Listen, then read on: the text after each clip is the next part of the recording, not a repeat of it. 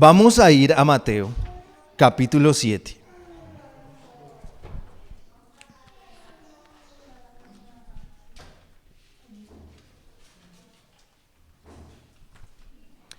Mateo capítulo 7, versículo 1 al 6.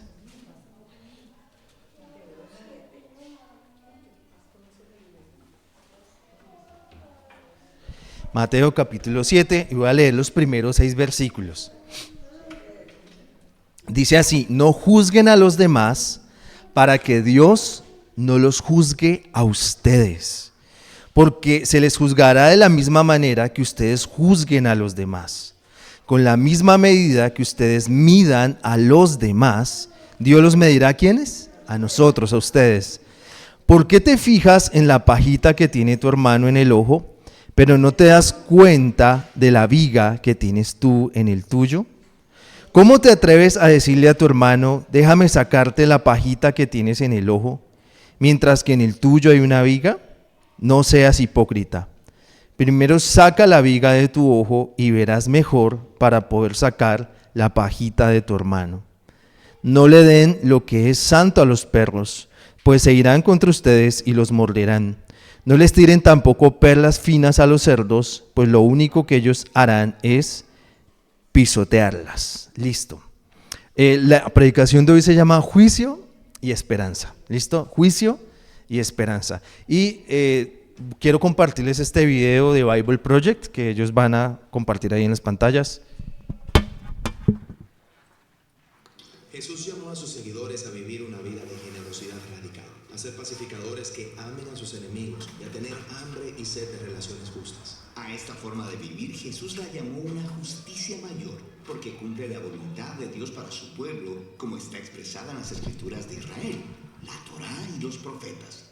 Pero en esta sección de sus enseñanzas llamada el Sermón del Monte, Jesús nos advierte sobre posibles trampas en el camino. ¿Trampas? Sí, por ejemplo, cuando pasas mucho tiempo estudiando la sabiduría de Dios en la Escritura, es fácil llegar a tener una opinión de ti mismo mayor de la debida, ignorando tus propios puntos ciegos. Y puede parecernos natural empezar a repartir la sabiduría de Dios a los demás cuando pensamos que la necesitan. Así que en la búsqueda sincera de hacer lo bueno, podemos terminar sin darnos cuenta de cómo somos y con una actitud de juicio. Exacto. Es por eso que Jesús abre sus enseñanzas sobre este tema diciendo abiertamente: no juzguen. Bueno, supongo que esa es una manera fácil de evitar la trampa, pero no es tan fácil cuando veo que otras personas viven insensatamente. Jesús nos invita a dejar de lado nuestro instinto de juzgar a los demás y en su lugar empatizar con ellos. ¿Cómo me gustaría ser juzgado si yo estuviera en su lugar? ¿Con qué estándar me gustaría que me midieran? Pues quisiera ser juzgado de manera justa, sin duda. Exacto. El problema es que muchas veces no nos damos cuenta de nuestros propios defectos de carácter y de los prejuicios que pueden distorsionar cómo vemos a los demás. Por eso Jesús continúa con esta parábola tan conocida. ¿Por qué miras la astilla en el ojo de tu hermano y no miras el tronco en tu propio ojo? Jesús toma ese impulso de juzgar a los demás y lo redirige como una oportunidad para la autorreflexión crítica. O sea, que si veo a alguien que pienso que está enojado y tengo el deseo de juzgarlo, aprovecho esa oportunidad para reflexionar sobre mis propios problemas con la ira. Exacto. O como dice Jesús, saca primero el tronco de tu propio ojo y entonces podrás ver claramente la astilla en el ojo de tu hermano. O sea que, si ya he lidiado con mis asuntos, entonces es tiempo de lidiar con esa astilla. Tal vez Jesús no nos da una fórmula sobre qué hacer después.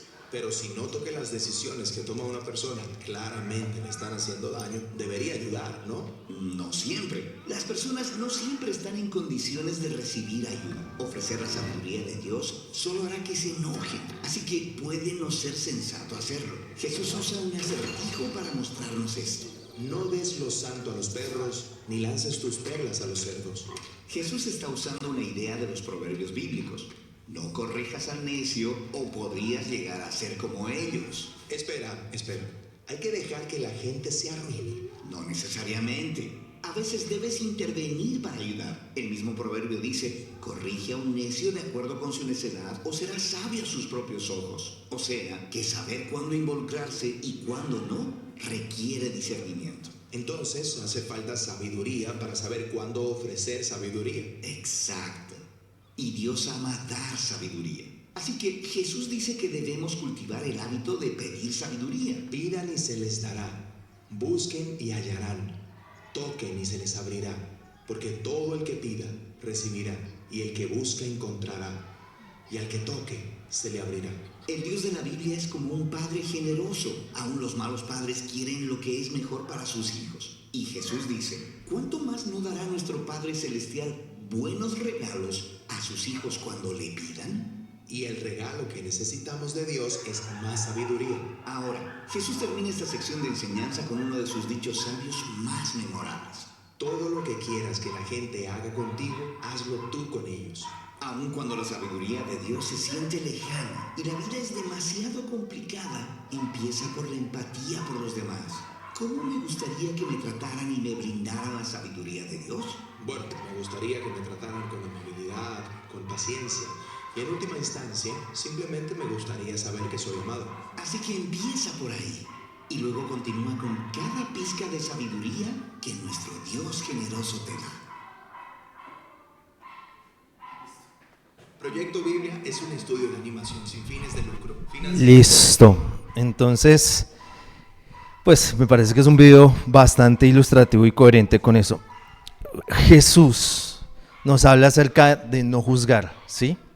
Y esto es desafiante porque, por ejemplo, sí, por favor, esta semana se hizo muy famoso el video del muchacho que irrespeta al guardia de tránsito en Cali, ¿cierto? ¡Ay, terrible! Y sí, está mal, de ninguna manera estoy diciendo que irrespetar a la autoridad está bien, pero lo que puedo decir es que cualquiera de nosotros puede hacer eso. No, yo no, nunca. Creo que el Evangelio nos muestra que los seres humanos somos capaces de lo peor. Bajo ciertas circunstancias, bajo ciertos permisos que se dan, todo ser humano es capaz de lo peor. Y esa es la razón por la que Jesús nos invita a no juzgar a otros. A este joven lo va a juzgar la ley, porque es lo que corresponde. Pero a nosotros no nos corresponde pararnos en un estándar moral y decir, uff, terrible, y replicarlo y odiarlo. Yo tengo otra cosa y es que mi única publicación en redes sociales que tuvo decenas de likes y comentarios fue "Él es un asesino". Y fue porque en el 2021, en una etapa de ciclismo, un corredor extremadamente imprudente lanzó contra las vallas a otro a 70 kilómetros por hora. Eso provocó un trauma cráneoencefálico, que este otro estuviera al borde de la muerte por meses. Y pues en la emoción de un fan del deporte, pues uno escribe tonterías. Y mi expresión en esa red social fue "fulanito de tal es un asesino". Y esa publicación fue viral, ¿sí? Fue viral porque tuvo 4 likes para Mortal. Pero inmediatamente la borré y ahí fue donde me pensé alejarme de las redes. Nuestros juicios son rápidos. Ahora estoy hablando de un problema que todos tenemos. Y quiero dar otro ejemplo. ¿Quiénes aquí manejan carro, moto o bicicleta? ¿Pueden levantar la mano? La mano arriba, por favor. Ahora, sigan con la mano arriba, por favor. Y los que están en YouTube también ahí en su casa, siempre y cuando no esté manejando, levante su mano. Por favor, sigan teniendo la mano arriba los que nunca se han equivocado manejando, nunca han cometido una imprudencia, nunca han cometido un error, nunca se han chocado. Eso no es verdad. Entonces, escúchenme. Entonces, ¿qué pasa? Una cosa es lo que uno dice, ¿cierto? Pero otra cosa es lo que realmente pasa. Todos en algún momento se nos ha olvidado algo. Y en el corazón de todo bugueño sabe que alguna vez se ha comido un pare, porque estaba mirando el techo, porque estaba ahí, ¿cierto? A todos nos ha pasado algo, todos hemos cometido una imprudencia.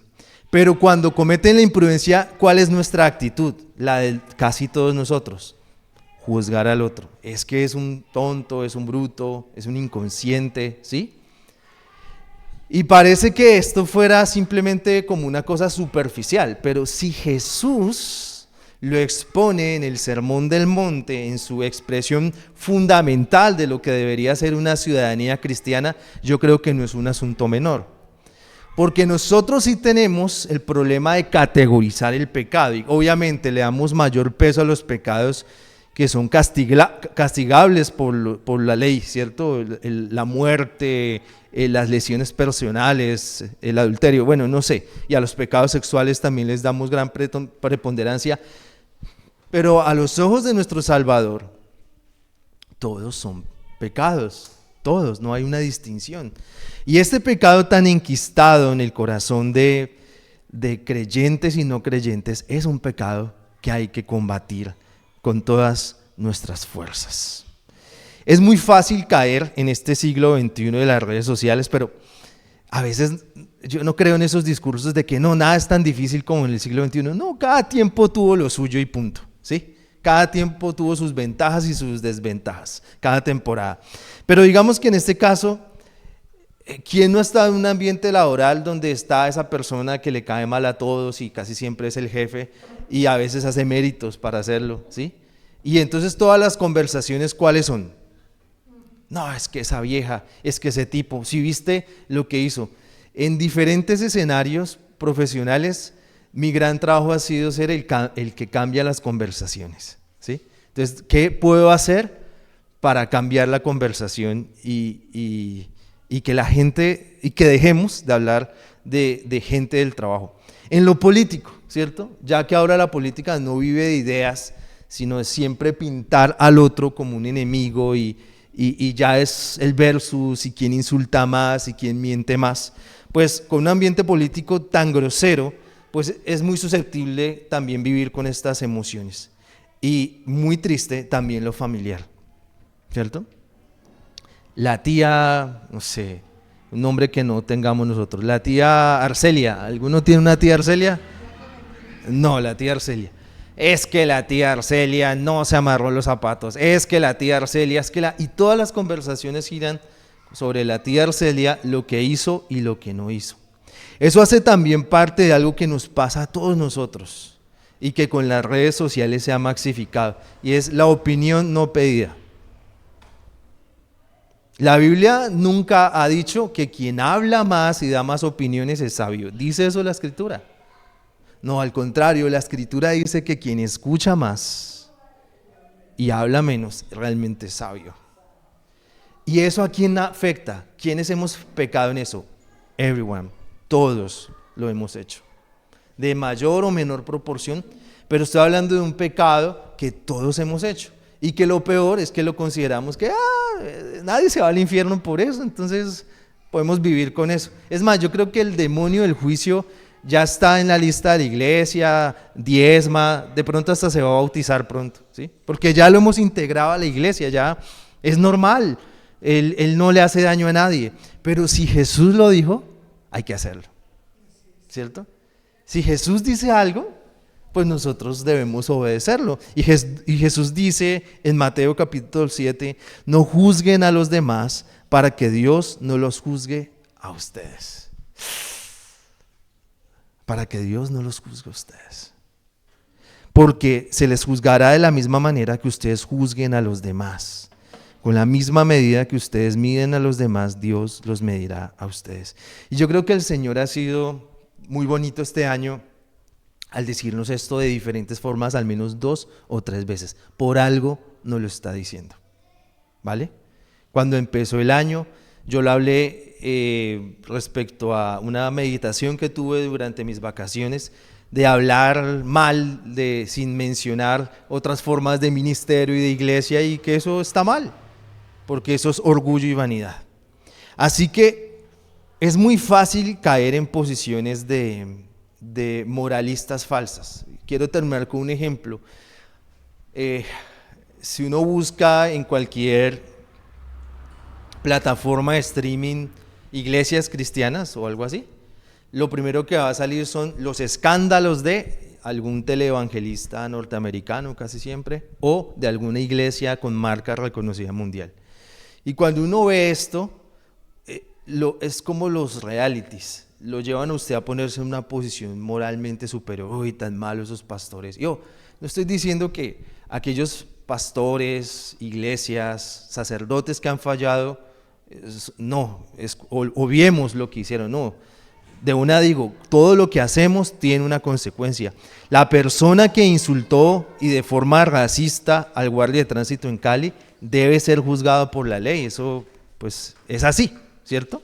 Y no solamente eso, sino los que han golpeado a 38 guardias de tránsito este año en Cali también deberían ser juzgados por la ley. Porque es la ley, es lo que establecimos como sociedad, la hemos descuidado, pero necesita cumplirse. Pero es la encargada de hacer eso la ley, no nosotros. No nosotros.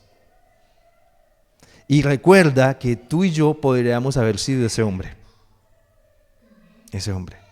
Es muy fácil juzgar al tipo que nos pasa a toda velocidad, cuando muchas veces no sabemos que esa persona le acaban de decir que tiene un hijo en una UCI, que su mamá infartó, ¿sí? Y créanme que bajo esas circunstancias todo el mundo va a manejar rápido. Entonces, nuestra misión como creyentes es renunciar al juicio, porque el juicio nos impide evangelizar, porque el juicio nos impide, esos prejuicios nos impiden hacer discípulos, y esos prejuicios nos llenan de odio y de sentimiento que nos impiden crecer y marcar la diferencia. Así que todas esas streams, plataformas que muestran los terribles pecados de iglesia, sí, seguramente son verdad, pero cometen el error de llevar a la gente, a su público, en que están en una posición moral superior. Todos podemos caer en las peores circunstancias, es lo que nos dice el Evangelio. Nadie lo cree hasta que pasa. Ahora, lo que sí es verdad es que para construir dominio propio, el Señor le ha dado a sus hijos la capacidad de juzgar críticamente. ¿Y eso qué es? Pues cuando usted entra al supermercado, a ver, ¿usted cómo decide qué producto llevar? Porque usted hace un juicio de valor económico, muchas veces llevo el más barato, pero también usted dice, uy, estas galletas son tan desagradables que no, llevo las otras así cuesten 1,000 pesos más. Entonces, estás juzgando, estás pecando. No, es un juicio de valor. Tú como padre estás construyendo juicios porque dices, están estas 5 actividades para mi hijo. Los talentos de mi hijo son estos, por lo tanto, él debería estar aquí. Tomas una decisión. Dentro de lo que las N actividades que mi hija tiene, hubo una que yo la meditaba y la pensaba y decía, la actividad está bien, es divertida, está aprendiendo, le ayuda a uno de sus talentos, pero el ambiente del lugar no me gusta. Y ya.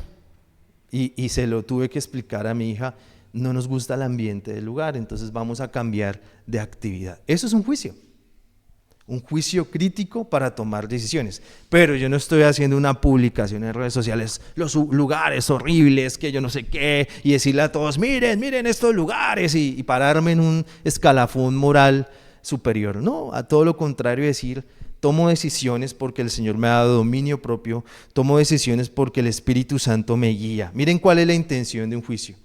Usted tiene vecinos, amigos, compañeros del trabajo.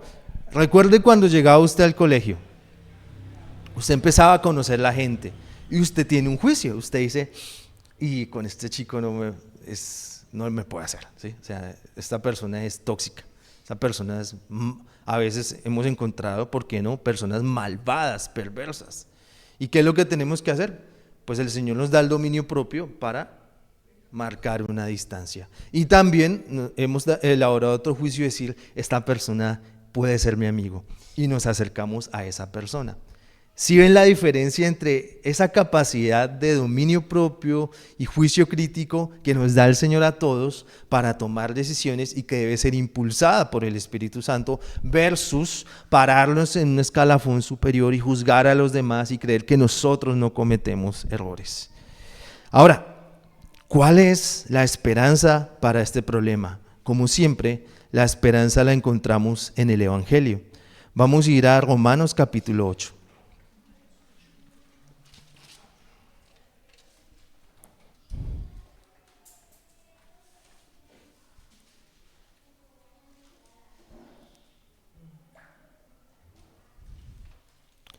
Romanos capítulo 8, versículo 1.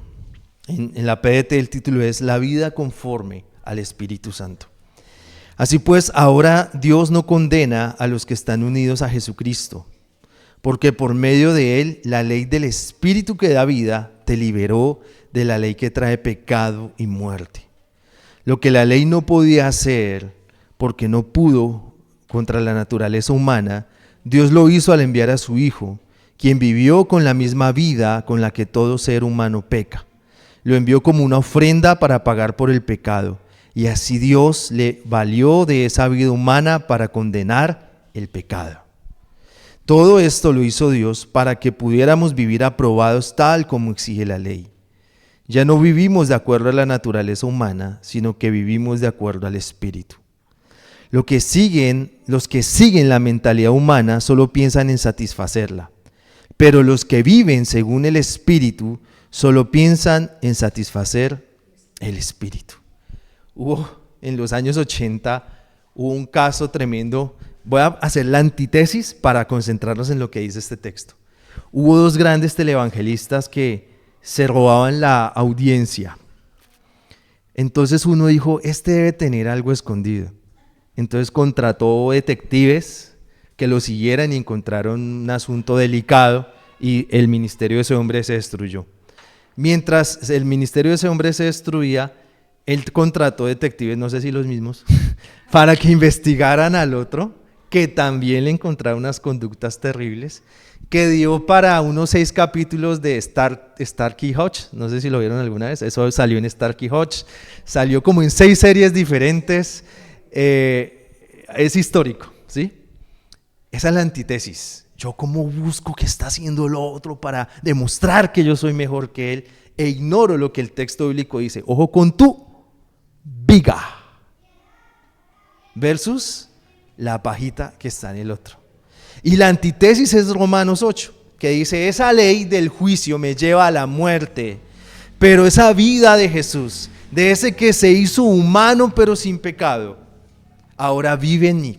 Y yo puedo encontrar esperanza para no ser como estos hombres que habían podido. Miren, ¿qué hubiera pasado si estos dos hombres, miren esto, si hubieran cumplido esta palabra, si se hubieran acercado en honestidad y decimos, tenemos problemas, ayudémonos, dejemos esto de la televisión y busquemos ayuda y restaurémonos, ¿cierto? ¿Cuál hubiera sido el resultado? Pero el resultado de la ley es muerte. Pero Jesús se hizo carne, vivió bajo condición humana sin pecado, para que hoy nosotros tuviéramos esperanza. Y por eso nuestra mentalidad humana no siempre necesita ser satisfecha, porque no hay nada más satisfactorio que el chisme y el juicio, ¿sí o no? No hay nada más satisfactorio como decir, yo se los dije. Y es muy fácil cuando usted está en un área de ingeniería, en una universidad, que las áreas directivas toman decisiones y uno dice, eso es absurdo. Y a los 2 días se rompe y es muy fácil decir, yo se los dije, eso se iba a romper, créanle a los ingenieros. Entonces es muy fácil y es satisfactorio, pero Dios no nos llama a satisfacer nuestra carne, sino a ¿qué? Dice el versículo 5, los que siguen la mentalidad humana solo piensan en satisfacerla, pero los que viven según el Espíritu solo piensan en satisfacer el Espíritu. El que se deja controlar por su mentalidad humana tendrá muerte, pero el que deja que el Espíritu controle su mente tendrá vida y paz. Cuando alguien se deja controlar por su mentalidad humana, está en contra de Dios y se niega a obedecer la ley de Dios. De hecho, no es capaz de obedecerla. Los que tienen la mentalidad humana no pueden agradar a Dios. Así que este asunto de dejarnos impulsar por el juicio, no agrada a Dios. Y tú y yo como discípulos de Jesús queremos que en todas las áreas de nuestras vidas agradar a Dios. Agradar a Dios. ¿Dónde más podemos encontrar esperanza? Vamos a ir a Mateo capítulo 13, versículo 14.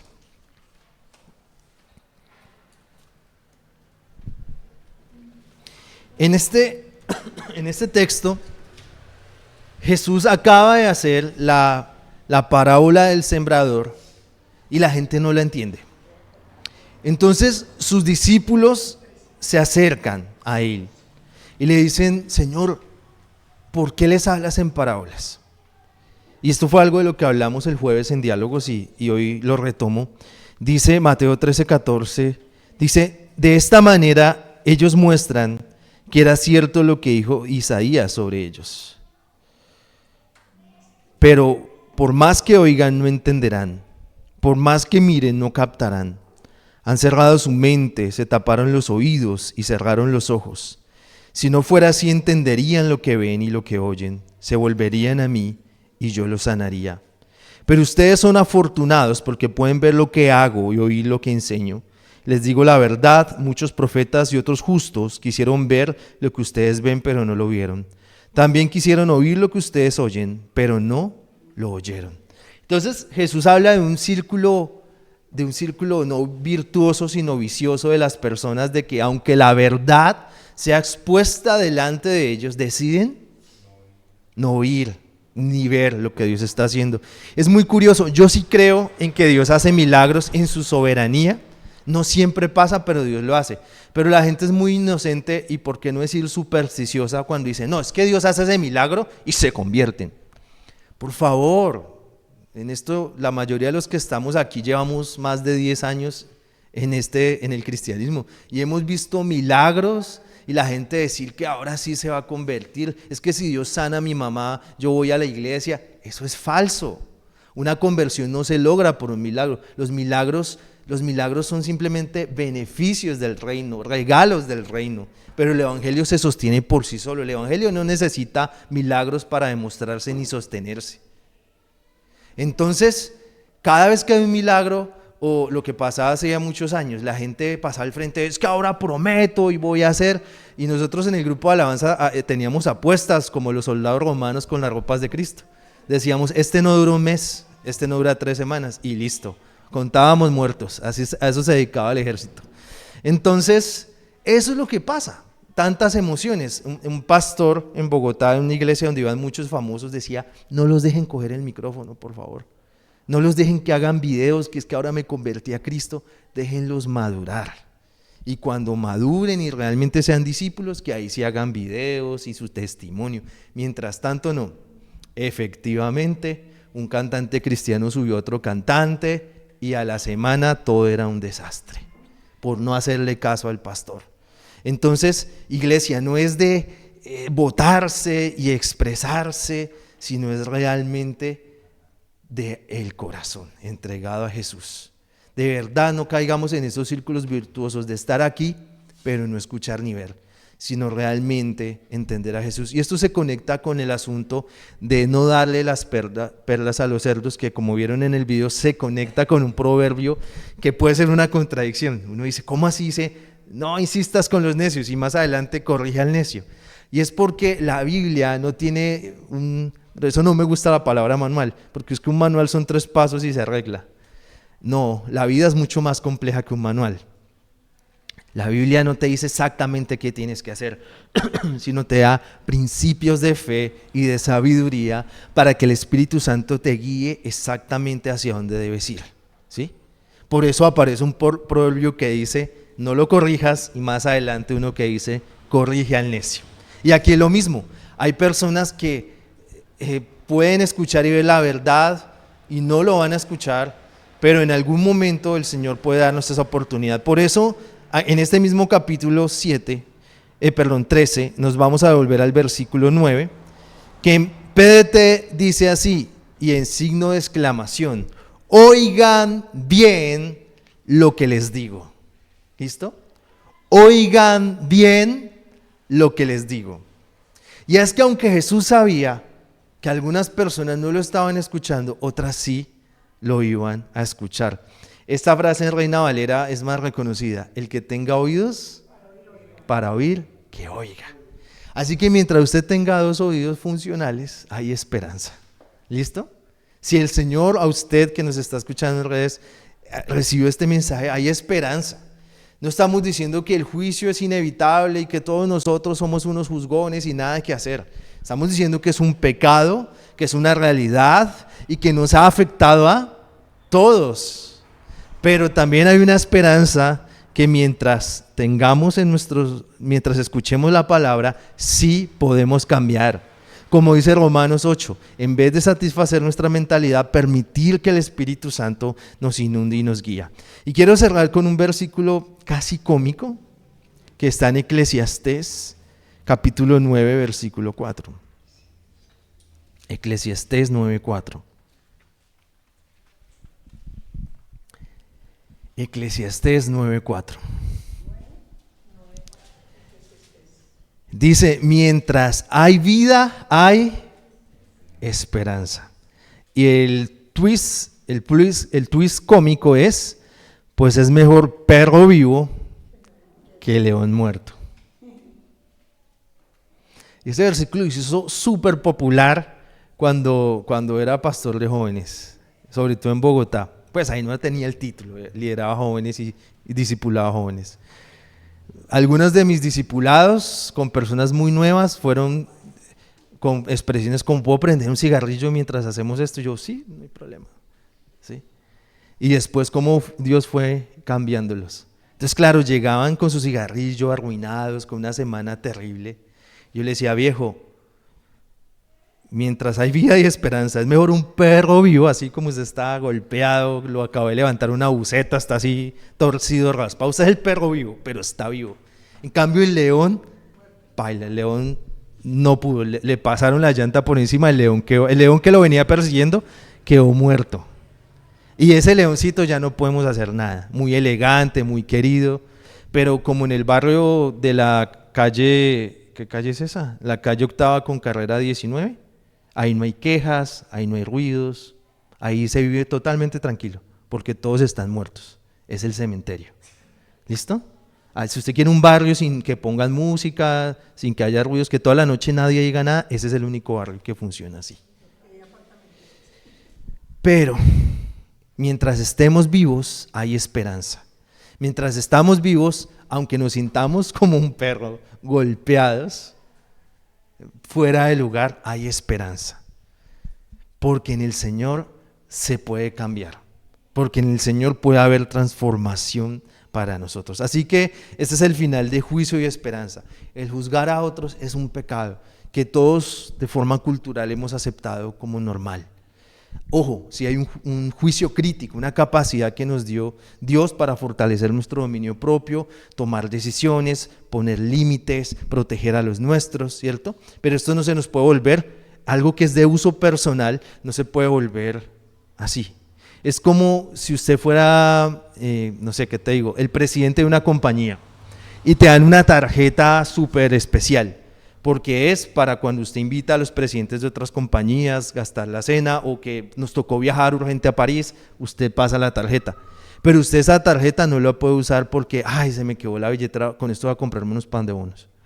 No, no se puede, ¿cierto? O que, ay, mi abuelito está cumpliendo años, venga, no. Usted ya tiene esta tarjeta de crédito que es su juicio propio. Úsela, úsela así. Se la acomodaron a usted para esta área, para usted protegerse, tomar decisiones, pero no la vuelva a feriar, no la exponga en redes sociales, no la exponga con otros, no participe del juicio contra otros. Y terminamos creyendo que hay una esperanza en que en el Evangelio, en que cuando ese Cristo se hizo carne, vivió toda nuestra humanidad sin pecado, y que gracias a esa victoria nosotros podemos avanzar en fe. Y mientras haya vida, hay esperanza. Y ahí en subtítulos, porque es mejor perro vivo que león muerto. ¿Listo? Muy bien, pongámonos de pie, vamos a orar. Vamos a orar, y las personas que nos han acompañado hasta este momento, gracias por estar atentos a este mensaje, y le invitamos a que nos acompañe un par de minutos más. Oramos para que ustedes también reciban de esto que Dios nos ha dado. Padre, gracias por la oportunidad de estar aquí juntos en esta mañana.